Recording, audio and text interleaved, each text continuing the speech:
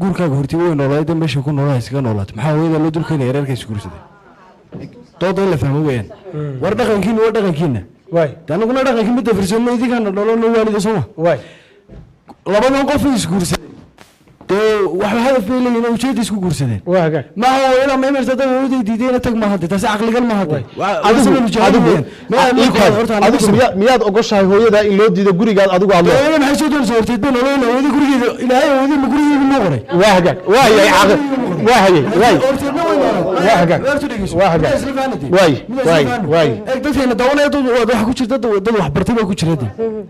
imika Abu Bakar baan firay hadana riwaayadku ii qaldanayn markuu zaman jahiligi wuxuu yiri markaan soo xasuusto isagoo muslim uu markaan soo xasuusto markaan inanteedii yar aasay marna wala yaabul marna waan isku qoslayaa wixii jahiliga in laga baxaa loo baahay hooyada adigu ma tada hooyada adiga tahay aniga hooyada ma soo daayo walaalada adiga hooyada inay guriga siyaarto xiriirkii cilaaqaadkii labada daraf ka dhaxeeya taas waa halkeeda laakiin ay ku dulqaato fadlida ugu geynaysaa waa intaanad ka bixin ma ogoshahay in gabadha aad qabto hooyadeedna guriga ku noolaata adigana aan hooyada guriga horteedna way noolayd guriga labada aniga iyada ku wada ifaan gabadha aad qabto hooyadeed in guriga ay ku noolaato adiga hooyadana aan ku noolaan miyaad ogoshay duruuflaan ma ogolaanu ani gurigan uu isagu dhistay hooyada ina ka dhashin baa diidantahay mise ilaa hooyada baa diidantahay hooyadina haska joogto gurigeeda because waxan waa wax cusub ya waxaan rabnaa inaan challenge kan waa marriage weeyaan waa wax aad u culays badan mid kale adigoo xaajigii oo soo shaqeeyay maanta oo dhan waxa gurigii baad imaanaysaa anigoo afkii taagi waayo because hooyada ayaan isdinay ama wax naga dhacmaray maalintii during the day marka anigu waxaan oranayaa wali hooyada ma ka sheekaysateen ama ma kaaga sheekaysay markii iyada la guursaday sidii ahayd iyo sidii guriga loo noolaan jiray ha waxay tiri sodohyaasha gurigooda ha joogaan horta sodohdu way dhib badantay run baa fiican guriga markay ku soo biirto buuq baa ku soo biira waxyaabo aan banbanaaneen bay wiilka u sheegtaa laakiin soo maaha odagaaga hooyadii soo maaha sideenad u ixtiraamay in guriga kula waan ixtiraamayaa laakiin sodohdayda gurigeeda joogto maxay guriga ka soo doonaysaa kana ana laygu qabaa haddeen halkan afafaala iga baxay waxa la yidhi gabadhu guriga iyada lagula noolaan karo waxay ila tahay wax dhegtayda ka weyn waxa la yidhi ishaaduna waa kulada dhegtaaduna waa ka weyn aniga arrin mushkulada ayay ila tahay kina Soomaalidu waxaan dad isku tiirsan oo noloshoodu aanay kala maarmin oo noloshu dad qofka wax ay inta kale u soo gacan qabto ayay xid laakiin waxa madaanimkiisa bulshadu shira badashay waxyaabo kale inta soo raadx kale aqoontii aynu baranay waa aragnimadii ay keentay inaynu la jaan qaadno dhaqanaynaan lahayn oo kontaga reer galbeed dad kale aynaan lahayn qaabkan loo nool yahay qofku leeyahay kaliya aan noolaado ehel kaliya dad kale yaanay imanin caruurtan intan dambe jiilka lama barbaarin waxay tahay sodohdu waxay tahay oo waxay ka siyaaminsan wax qiila qaal oo la yiraahdo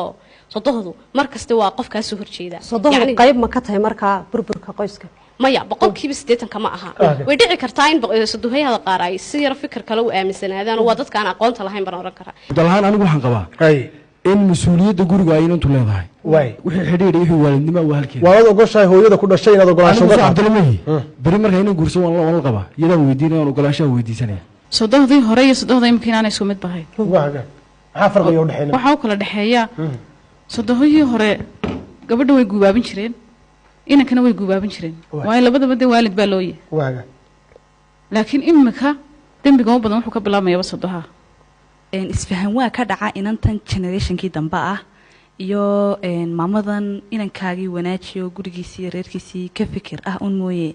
horta waxay xumaynayaan marka taa hadaanu aniga wiilkiiga maarmeen hooyadii guri ha u kiree waan soo booqana hooyadii bay noqotay hooyadii gurigii ibtila kuma hooyadii way ku noolaanaysaa waan ogol kamana fasax qaadanayaan hooyadii in hooyadii guri ku noolaato ma marayo waxaana jeceshay inuu ku ogolaansho hooyadii kaaga qaado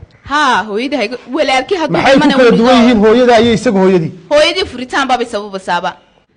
guriga ninka oday ka hooyaduna waa marwo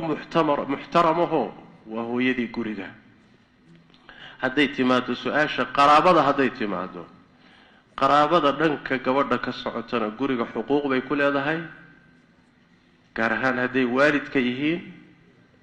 qaraabada xagga ninka ka socotana guriga xuquuq bay ku leeyihiin gaar ahaan hadday waalid yihiin ma jirto wax la yidhaahdo gabadhuna qaraabadeeda xor weeyaanoo guriga firibayo guriga waa u fasaxayay ninka qaraabadiisuna gaar ahaan hooyadii baa la magacaabay guriga marka la keenayo waa in xaaska idan la weydiisto ya oo hadday diidana maamada meel kale loo raadiyo ayu sharcin hada waa sharcigee waa sharciga kufriga iyo gaalnimada waay sharci kufri waay sharci islaam maaha hooyada maamada guriga iskale ninkeeda hooyadii iyo aabihii gurigeeda idan weydiisan maayaan lianna ninkeedaba iyagaa iskale nabigeenu sal alla alay wasalam wuxuu yidhi anta wamaaluka liabiika nin buu la hadlayay wuxuu ku yidhi adiga iyo xoolahaagaba aabbahabaa idin leh hooyadu waa ka sii xaq weyn tahay ya haddiiba ninkaagii la yeeshay oo hooyadii leedahay ya ninkaaga ciddii lahayd see baa guri loogu diidi isagii baaba la yeeshaye waa midda labaadee haddii adiga laf ahaantaada hooyada ah waalidkii ninkan dhalay inta lagu afgaran waayo ay ku yidhaahdaan waryaa middani nama anfacaysee fur waa lagu eryi marka hooyaan guri u diidi idan ha lay weydiisto guri kale ha loo kireeyo ay sharcin hada ay sharcin hada qaraabo goysnimo intaa leeg waxa laga hadlay haddana waa waalid waxa laga hadlo haddana waa waalid waaye qaraabo kale xataa hadday ahaan lahayd bacdu shari ahwar way isdhaami lahayd laakiin waalidkiibaa guriga loo diidiyo idan ha weydiisteen waa thaqaafo